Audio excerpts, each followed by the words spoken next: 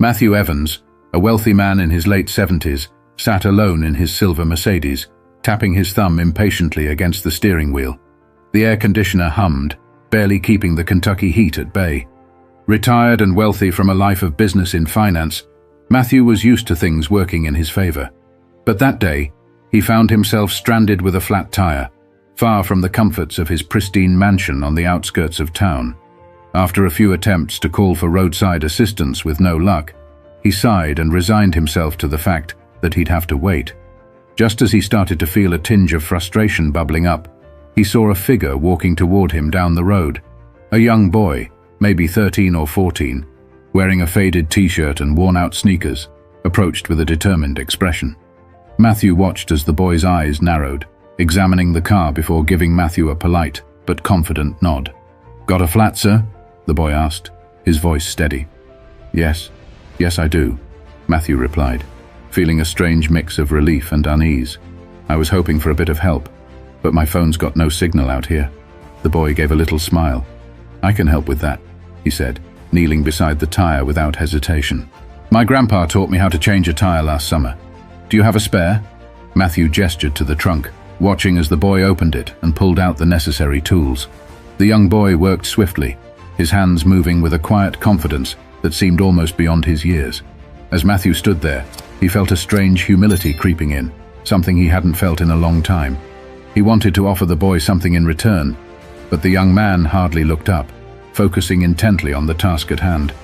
After a few minutes, the boy finished, wiping his hands on his jeans and stepping back. "All done," he said simply, offering a small, satisfied smile.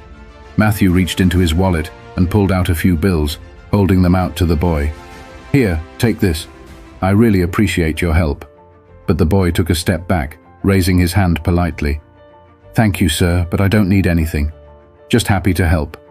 Stunned, Matthew stood there, money still in hand, as he watched the boy turn and walk away down the road. The interaction had left him moved somehow, though he couldn't quite put a finger on why. Alone now, he slipped the money back into his wallet and got back into his car, watching in the rearview mirror as the boy's figure grew smaller in the distance. For the rest of his drive, Matthew's thoughts kept drifting back to the boy. There was a quiet dignity about him, a self-assurance that wasn't born from money or privilege, but from something deeper. That night, as he sat alone in his lavish home, Matthew found himself unable to shake the image of the boy walking away with nothing but a smile. That evening, Matthew sat in the leather armchair of his study, surrounded by shelves of books he rarely opened. The room was quiet, save for the soft ticking of the grandfather clock in the corner. His dinner, a perfectly prepared steak and asparagus, sat untouched on the side table. He couldn't stop thinking about the boy. Matthew had encountered thousands of people in his lifetime: business partners, employees, investors. Most interactions revolved around negotiations, favors, and deals. There was always an exchange, a price, or an expectation. But this boy, this stranger, had helped him for no reason other than kindness. He leaned back, sipping his scotch. The memory of the boy's confident smile replayed in his mind. He didn't look like someone who had much, Matthew thought. The worn shoes, the faded clothes, the dust on his hands, it all told a story. And yet the boy carried himself with a kind of integrity that seemed so rare these days. The next morning, Matthew couldn't resist the urge to find the boy. He didn't know why, but something inside him felt unfinished. Maybe it was guilt, maybe gratitude, or maybe just curiosity. Whatever it was, he found himself driving down the same stretch of road, scanning the horizon for any sign of the boy. Hours passed as he stopped at gas stations and small diners, asking anyone who would listen if they'd seen a young boy fitting the description. Most shrugged or shook their heads, until finally an older woman behind the counter at a small cafe spoke up. "Sounds like you're talking about Elijah," she said, wiping her hands on her apron. "That boy's always helping folks around here. Lives with his mama over in Harlan." "Harlan," Matthew repeated, making a mental note. "Thank you." The town of Harlan was an hour away, nestled in the foothills of the Appalachians. The drive was scenic, but Matthew barely noticed. His mind was racing with questions. What kind of life did this boy have? What kind of family raised someone like that? When he arrived in Harlan, The streets were quiet, lined with modest homes and small businesses. He asked a few locals about Elijah and was eventually pointed to a small house on the edge of town. The house was worn but tidy, with a front porch that sagged slightly under its own weight. Matthew parked his car and hesitated for a moment, unsure of what he would even say. Taking a deep breath, he knocked on the door. It opened a moment later, revealing a woman in her early 40s. She looked tired but kind, her eyes sharp and curious as she sized him up. "Can I help you?" she asked. "Good morning," Matthew said, clearing his throat. "I'm sorry to bother you, but I believe I met your son yesterday. Elijah, right? He helped me with a flat tire." Her expression softened instantly. "That sounds like my Elijah," she said with a small smile. "He's always helping folks." "I just wanted to thank him properly," Matthew said. "He wouldn't accept anything from me yesterday." She nodded, stepping aside to let him in. "He's out back. You're welcome to wait." Matthew stepped inside, taking in the modest surroundings. The furniture was old but clean, the walls adorned with family photos and a few hand-drawn pictures that looked like they came from a much younger Elijah. It was a far cry from his own home, with its pristine surfaces and expensive artwork. Yet something about this space felt warmer, more alive. He followed her out to the backyard, where Elijah was repairing the fence.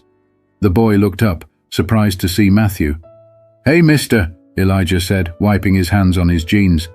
"What are you doing here?" Matthew smiled, feeling strangely nervous. "I wanted to thank you again. You helped me when I really needed it, and I just couldn't stop thinking about it." Elijah shrugged, his expression easy and genuine. It wasn't a big deal. But to Matthew, it was, and he was determined to show it. Elijah leaned against the fence, his curious gaze fixed on Matthew. For a moment, neither of them spoke.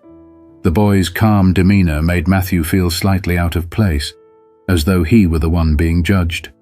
"I don't think you realize what a big deal it was," Matthew finally said, breaking the silence.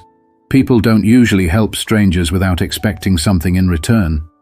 Elijah tilted his head slightly, as if puzzled by the statement. "I don't see it like that," he replied. "If someone needs help and I can do it, why wouldn't I?" Matthew was struck by the simplicity of the boy's logic. He looked past Elijah to the yard.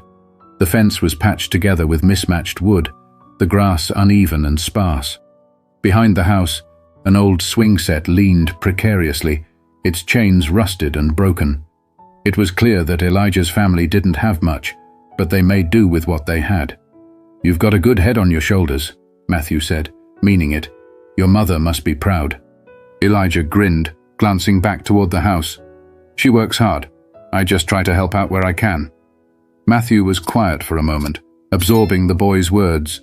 He thought of his own childhood, spent in a house much like this one. His parents had worked tirelessly to make ends meet, teaching him the value of hard work and perseverance.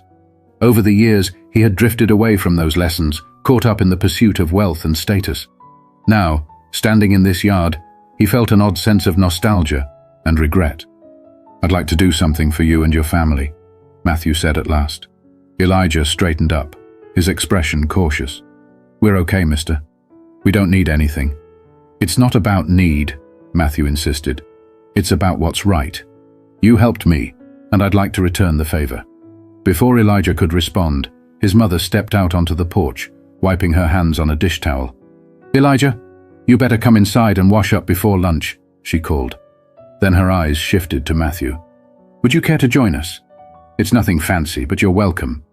Matthew hesitated, unaccustomed to such an invitation, but the sincerity in her voice left him no room for excuses.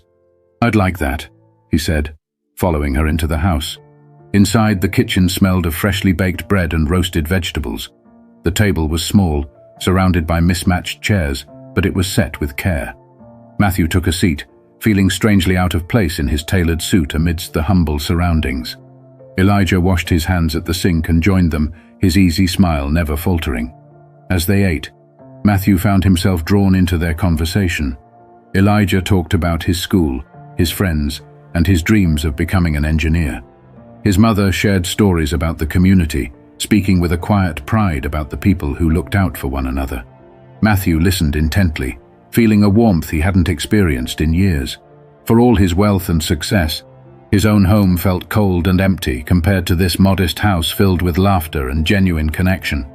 After lunch, as they cleared the table, Matthew turned to Elijah's mother. "You've done a remarkable job raising him," he said. "He's got more heart than most people I know." She smiled, her eyes shining with gratitude. "Thank you. He's a good boy, but we've had our struggles. We've learned to appreciate the small things." Matthew nodded, his mind already turning over ideas. He didn't want to overstep, but he couldn't walk away without doing something for them. This family had given him a gift he hadn't even realized he needed, a reminder of what truly mattered. Matthew left their home that afternoon with a sense of clarity he hadn't felt in years. Driving back to his estate, he began to plan. This wasn't about charity. It was about honoring the boy's selflessness and the family's resilience. Elijah and his mother deserved more than patched fences and worn furniture. They deserved stability and recognition for the strength they showed every day.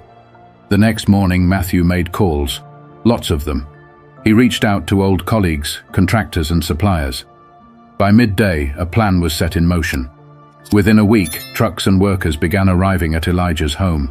Matthew stood on the sidewalk, clipboard in hand, directing the renovations as Elijah and his mother looked on in shock.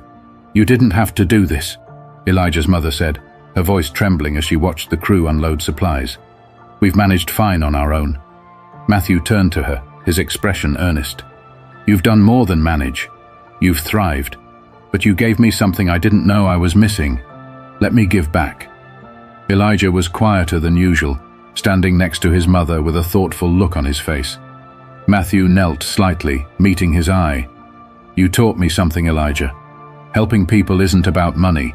It's about showing up. I want to show up for you." Over the next several weeks, the house underwent a transformation. The sagging porch was replaced with sturdy wood, the roof repaired, and the rusty swing set out back was replaced with a new one. Inside, the walls were painted, the floors polished, and the kitchen upgraded with modern appliances. At first, Elijah tried to help with the renovations, carrying planks and sweeping debris, but Matthew insisted he take a break. "Your job," Matthew said with a smile, "is to enjoy being a kid for a little while." Still, Elijah couldn't resist sneaking out to watch the crew work, his eyes lighting up with curiosity as he observed them measure, cut, and build. One of the workers, a burly man named Joe, noticed his interest and invited him to help measure wood planks. Before long, Elijah was asking questions about tools and construction, his excitement infectious. Matthew watched from a distance, a warm pride swelling in his chest. For the first time in years, he felt like he was doing something meaningful, something beyond himself. The boy's energy reminded him of the ambition he once had before life became a blur of boardrooms and stock portfolios. One evening, as the sun dipped low, the project was nearing its end. The family stood on the porch, marveling at the transformation. Elijah's mother turned to Matthew, her voice choked with emotion. "This isn't just a house anymore. It's a home. I don't know how we can ever thank you." Matthew shook his head, his tone soft. "You already have. You reminded me of what life is supposed to be about, family, connection, and purpose. I think I'm the one who should be thanking you." The final day of the renovation project felt like a celebration. Neighbors stopped by to see the changes, offering smiles and small gifts, fresh baked bread, jars of homemade jam, and even a potted plant. Elijah's laughter echoed through the yard as he raced around, showing his friends the new swing set and the freshly painted rooms inside. The house, once tired and worn, now radiated life. Matthew stood on the front porch, leaning against the sturdy new railing, watching the scene unfold. He hadn't felt this kind of joy in years, simple, unfiltered joy that came from seeing others thrive. Elijah's mother walked over, a cup of iced tea in her hand. She offered it to him with a smile. "You've done more than fix a house," she said softly. "You've given us hope, and I think you've found something for yourself, too." Matthew nodded, taking a sip. "I have," he admitted. "I spent so many years chasing things I thought mattered, money, status, influence, but none of it feels like this. None of it ever filled me the way this has." As the sun began to set, Elijah joined them on the porch, his energy still boundless. He looked at Matthew, his expression thoughtful.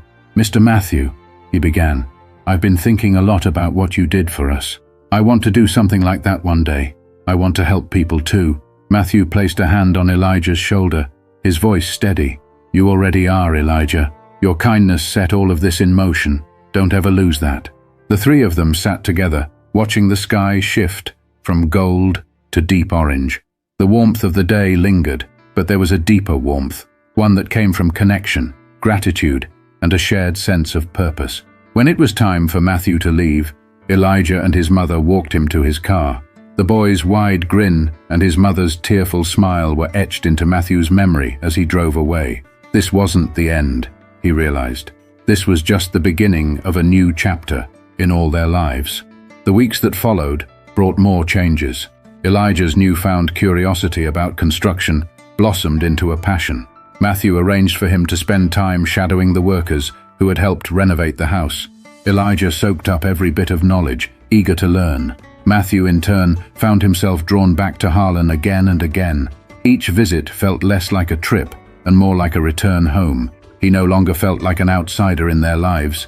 He was part of something bigger now, and for the first time in years, he was content. The story ended where it had begun, in a small town with a big heart, where one act of kindness from a young boy reminded an old man of life's greatest lesson. It's not about what you have, but what you give.